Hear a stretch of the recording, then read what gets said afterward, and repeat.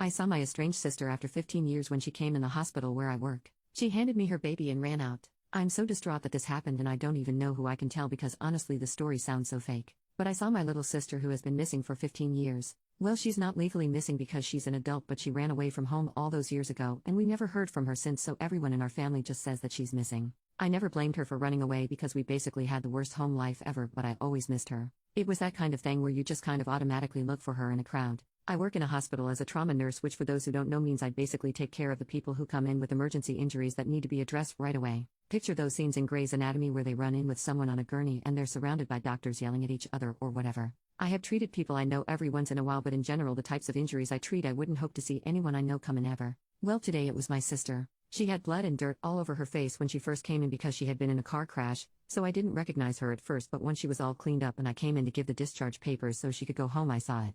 At first I just thought it was someone who looked like her because she's changed so much obviously since she's been gone for so long, but then I looked down at the name and it was like cold water got thrown on me. It was the name that she always used when we were playing pretend as kids. When I looked at her I realized she knew me too and she looked like she saw a ghost. I was so conflicted. I wanted to scream at her for leaving. I wanted to hug her and cry because I had missed her so much. I wanted to freak out because she had just been in a car accident, but then I looked down and realized she was holding this tiny little baby. I didn't realize she had a baby with her in the car, but thank God they both lived right. I was so lost, the only thing I could say was, "Are you okay?" which was so stupid because I knew she was okay, but it was the only thing that would come out. She started crying and I went over to hug her. I was crying too. She was saying, "I'm so sorry, I missed you so much, I love you so much," just saying over and over again how hard her life has been without me. I really felt like we were little kids again and I was just taking care of my crying little sister. Honestly, I just wanted to calm her down and then once she was fixed up I would just have her back in my life for good. But as soon as I even thought it, she stood up. She was still crying but completely silently. She took the discharge papers and signed them. I tried to say she could come stay with me, but she just shook her head. She took the baby and asked did I want to hold him.